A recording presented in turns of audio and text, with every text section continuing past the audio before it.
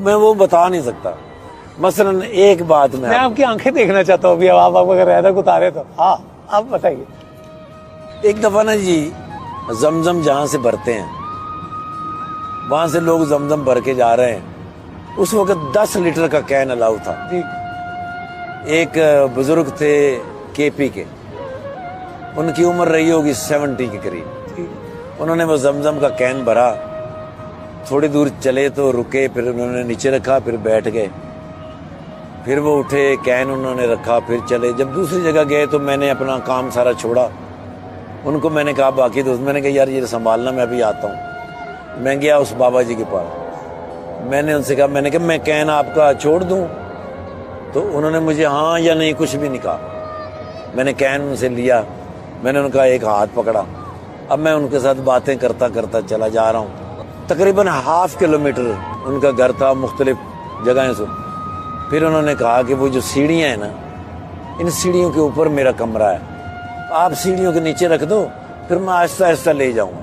میں نے کہا نہیں ایسا تو نہیں ہو سکتا, میں آپ کو راستے میں تو نہیں چھوڑوں گا. اب وہ سیڑھیوں پہ نیچے کھڑے ہو گئے.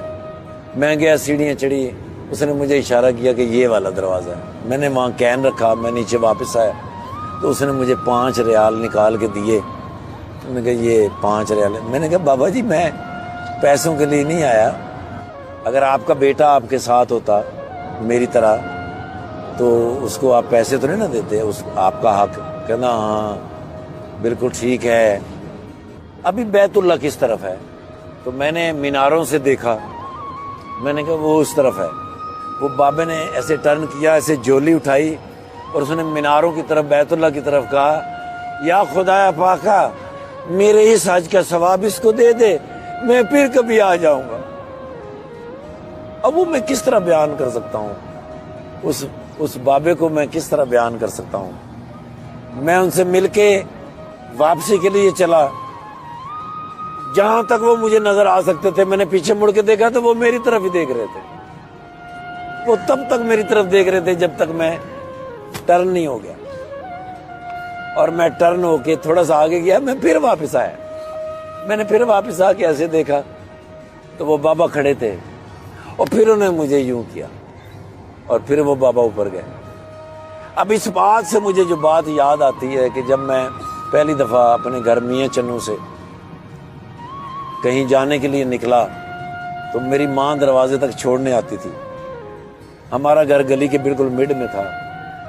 جب میں بالکل گلی کے کارنر سے میں مڑتا, میری ماں مجھے دیکھ رہی ہوتی, میں ایسے کر کے مڑ جاتا, پھر میں جان بوجھ کے تھوڑا آگے جا کے واپس آتا تھا. واپس آتا, ماں وہاں کھڑی ہوتی تھی, پھر میں دوبارہ سے یوں کرتا.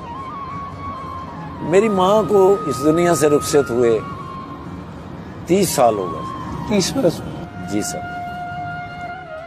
تو بیت اللہ کے اندر جب میں نے اس بابا کو دیکھا, پھر میں نے جا کے جب مڑ کے دیکھا, واپس آ کے دیکھا, تو وہ بابا نے جب مجھے یوں کیا تو میں نے پھر اپنی ماں کے لیے دعا کی.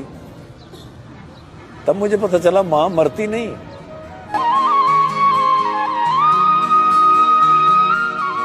تب مجھے پتہ چلا ماں مرتی نہیں, وہ کسی نہ کسی شکل میں کہیں نہ کہیں آپ سے ضرور ملتی.